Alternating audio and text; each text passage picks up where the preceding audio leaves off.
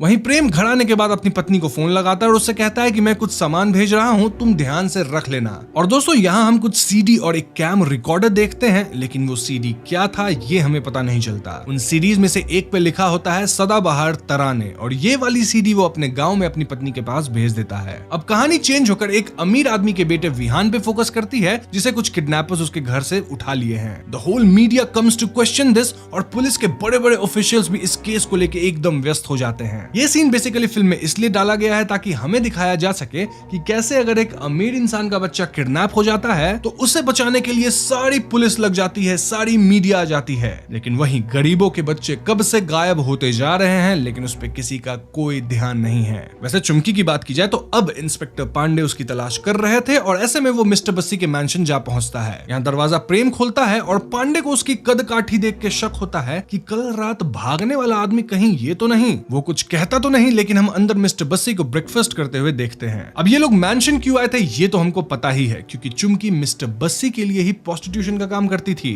और उसके पिता को ये शक था कि बस्सी ने ही उसकी बेटी को किडनैप करवाया है। इंस्पेक्टर के कुछ पूछने से पहले ही मिस्टर बस्सी अपने बारे में बताने लगते हैं कि कैसे पांडे के जो बॉस डीसीपी रस्तोगी हैं वो उनके कॉलेज के फ्रेंड हैं। इनफैक्ट मिस्टर बस्सी और भी कई बहुत बड़े बड़े शख्स को जानते हैं। बेसिकली मिस्टर बस्सी ये बताना चाहते थे कि उनकी पहुंच बहुत ऊपर तक है और वो किसी भी चीज में खुद को इन्वॉल्व करना नहीं चाहते और वो किसी को भी कुछ भी कर सकते हैं। तभी चुमकी के पिता वहां आ जाते हैं accusing and scolding mister Bassi, लेकिन उन्होंने एक बात इंस्पेक्टर से झूठ बोला था कि चुमकी मिस्टर बस्सी की यहाँ सेक्रेटरी थी, जबकि हम सब जानते हैं कि चुमकी के पिता ही उसको प्रोस्टिट्यूट बना के भेजते थे मिस्टर बस्सी के पास 30,000 महीने के लिए। जब इंस्पेक्टर पांडे को ये बात पता चलती है तो ये सुन के उन्हें गुस्सा आ जाता है और वो चुमकी के पिता को काफी पीटते हैं। बट स्टिल पांडे के मन में था कि चुमकी को तो मैं ढूंढ के निकालूंगा ही, लेकिन तुम बहुत गलत इंसान हो। अब इस पॉइंट तक मिस्टर बस्सी ने भी डीसीपी रस्तोगी को फोन लगा दिया था, जिससे इंस्पेक्टर पांडे को अपना इन्वेस्टिगेशन बंद करना पड़ता है और वो वहां से निकल जाते हैं। जाते जाते प्रेम यहाँ इंस्पेक्टर पांडे को भी टीज करता है, सेइंग कि अपनी बेटी को भी संभाल के रखना, क्योंकि इस राम राज्य में बहुत सारे राक्षस खुलेआम घूमते हैं। अब इस हादसे के बाद डीसीपी रस्तोगी इंस्पेक्टर पांडे को अपने ऑफिस बुलाता है और वो उसे डांटते हैं। वो कहने लगते हैं कि तुम एक प्रोस्टिट्यूट के केस में इतना इंटरेस्ट क्यों ले रहे हो, इतने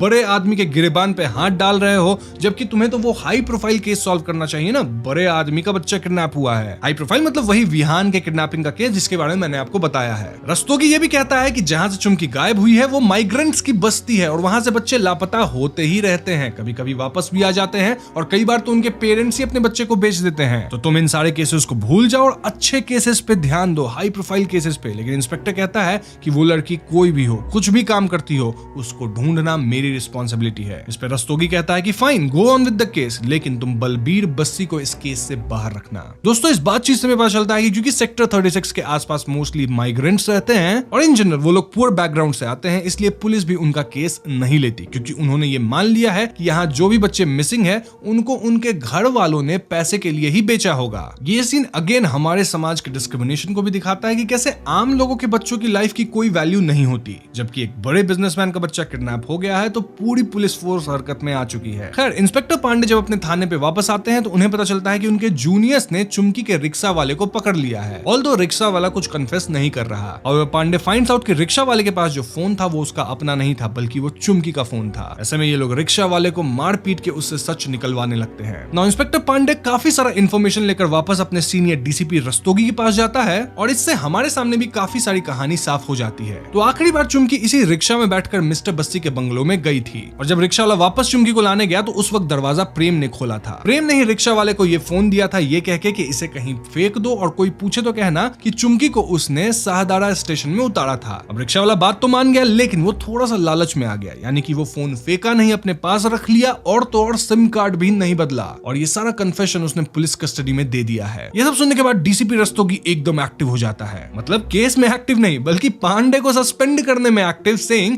कि तुमने मेरा कहा नहीं माना, मतलब तुमने इन्वेस्टिगेशन करी, रिक्शा वाले से पूछताछ करी, इस मैटर में तुम घुसे जो कि तुम्हें नहीं करना था। बेसिकली रस्तोगी यहाँ अपने दोस्त बस्सी को बचा रहा था और ऐसे में पांडे हो गया सस्पेंड। लेकिन सस्पेंशन के बाद भी पांडे हार नहीं मानता और वो खुद छुपकर सेक्टर 36 के बंगलों पे नजर रखता है। उन्हें पता चलता है कि प्रेम का साथी एक कंपाउंडर है जो रात में उससे मिलने आता है। अब दोस्तों आपको कंफ्यूजन हो सकता है कि कंपाउंडर तो दशहरे वाले रात को भी था ना, तो इंस्पेक्टर ने उसे क्यों नहीं पहचाना। लेकिन दोस्तों उस टाइम वो प्रेम के पीछे भागा था तो उसे नहीं मालूम था कि कौन ड्राइवर उसकी बेटी को हॉस्पिटल ले गया था। खैर इस सब के इर्द गिर्द में विहान वाली जो एक किडनैपिंग केस चल रही थी ना हाई प्रोफाइल वो सुलझ भी जाती है और इसके लिए डीसीपी रस्तोगी को प्रमोशन भी मिल जाती है। दूसरी तरफ बंगलों में हम प्रेम को देखते हैं जो अपने मालिक के बुलाने पे ऊपर जाता है और हम वहां 2 लड़कियों को देखते हैं और साथ में कैमरा भी रखा हुआ था टू रिकॉर्ड एवरीथिंग। आप समझ रहे होगे यहाँ क्या होगा, क्या रिकॉर्ड किया जाएगा, और जो सीडीज भी थी शायद इन्हीं वीडियोस की होगी। खैर उस रात पांडे और पाठक मिलकर छत पे बातें कर रहे होते हैं और पांडे का सस्पेंशन भी खत्म हो चुका था कि तभी पाठक कहता है कि सर वो देखिए ये वही आदमी है जिसने आपकी बिटिया को हॉस्पिटल पहुंचाया था। और ये सुनते ही पांडे कंपाउंडर को पहचान लेता है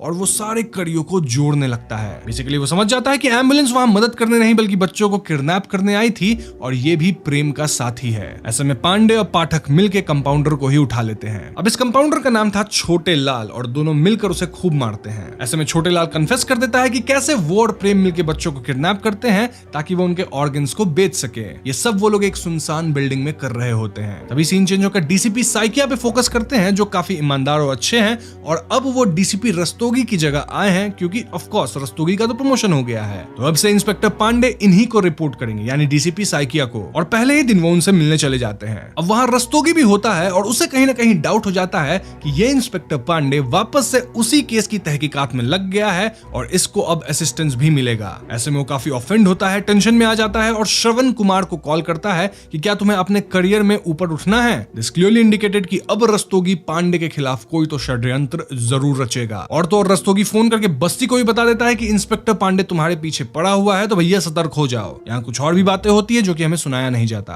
तभी यहाँ हम झाझर हरियाणा के कुछ लोग को देखते हैं जो शायद कॉन्ट्रैक्ट किलर्स थे और उनको कोई तो फोन करके एक आदमी को मारने का कॉन्ट्रैक्ट देता है। तो यहाँ कहानी में कुछ और कड़ियां भी जुड़ रही हैं, लेकिन ये क्या है इसके बारे में हमें आगे पता चलेगा। खैर तो आगे हम पांडे और साइकिया को आपस में बात करते हुए देखते हैं जहां वो लोग अपने पुलिस सर्विस के बारे में बात करते हैं। अब तक पांडे उसे चुमकी के केस की भी सारी इन्फॉर्मेशन दे दिया और वो दोनों उस लोकेशन पे जाते हैं जहां पांडे ने छोटे लाल को छुपा कर रखा था। लेकिन उनके वहां पहुंचने से पहले ही वो तीनों कॉन्ट्रैक्ट किलर्स वहां आकर छोटे लाल को उठा ले जाते हैं और उसे भी काट कर आग में जला देते हैं। लेकिन सोचने की बात तो ये है कि इतना पर्सनल खबर लीक कैसे हुआ कि छोटे लाल कहाँ है। खैर जब पुलिस वाले लोग पहुंचते हैं और छोटे लाल को अपनी जगह पे नहीं पाते तो पांडे गुस्से में पाठक से कहता है कि तुम्हारे होते हुए छोटे लाल को कौन उठा ले गया। इस पे पाठक कहता है कि सर मैं बस 5 मिनट के लिए बाहर गया था कुछ खाने के लिए और तभी ये सब हो गया। पांडे उसे पीटने लगता है लेकिन साइकिया सेज कि कोई बात नहीं, अब हम रिक्शा वाले के टेस्टिमनी से ही काम चलाएंगे और ये लोग फाइनली प्रेम को अरेस्ट कर लेते हैं फॉर क्वेश्चनिंग। तो दोस्तों फाइनली प्रेम पुलिस के हिरासत में था और पांडे उससे पूछताछ करने लगता है एंड टू अ सरप्राइज प्रेम कुछ भी झूठ नहीं बोलता बल्कि वो सब कुछ सच सच बता देता है। जी हाँ, वो क्लियरली कहता है कि उसी ने चुमकी को मारा है। बेसिकली उस रात ये हुआ था कि उसने अपने मालिक के पहले ही चुमकी को बुला लिया था क्योंकि वो उसे पसंद करता था। लेकिन चुमकी ना कहने लगी, अकड़ दिखाने लगी और वो प्रेम को इंसल्ट भी करती है सेइंग कि तुम नौकर हो एंड नौकर की तरह रहो। इस पे प्रेम को आ गया गुस्सा और उसने चुमकी को चोक करके मार डाला। उसने चुमकी की बॉडी के साथ गलत भी किया और फाइनली उसकी बॉडी को काट के बगीचे में दफना दिया। ये सब बात बताते बताते प्रेम ये भी कन्फेस करता है कि जब उसने अपने मामा को मारा था तो वो अपने मामा का मीट भी पका कर खाया था और तब से ही उसे इंसानी मीट खाने की लत लग गई है। और तो और वो छोटे छोटे बच्चों को भी मार के खाता है। इनफैक्ट उसने अपनी लाइफ में लगभग 22 से 24 बच्चों की जान ली है। जी हाँ दोस्तों, अब तक तो ये बात क्लियर हो ही गया है कि प्रेम ना सिर्फ बच्चों को मारता था बल्कि उन्हें खाता भी था।